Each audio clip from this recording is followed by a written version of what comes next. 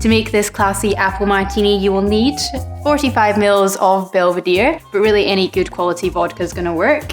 15 ml of Massanez Pomme Liqueur, 15 ml of dry vermouth, and we're also going to do an absinthe rinse because apple and aniseed are a match made in heaven. You also need a green apple to do an apple fan garnish. A mixing glass, a julep strainer, and a nice martini or coupe glass. For your garnish, we're going to make an apple fan. Take a full cheek off the apple, then pop it on the cut side and slice lengthways along it, trying to keep it as thin as possible. Give it a little dip in some lemon juice.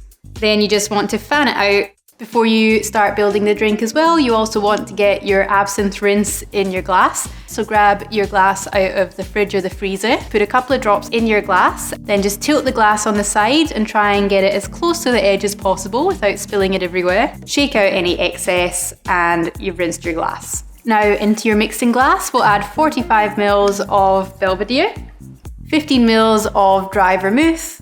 I'm using Dolin because it's really crisp and herbaceous. 15 ml of Massanez Pomme Liqueur. Now fill your mixing glass with as much ice as you can fit in it. You're just gonna stir this by placing the back of the spoon against the inside of the glass and pushing the ice around.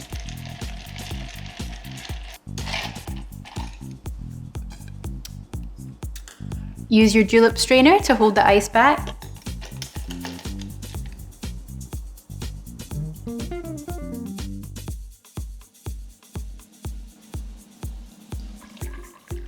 Just balance your little apple fan on the side of your glass because we had to keep in a nod to this drink's 90s roots. A sophisticated take on the Appletini.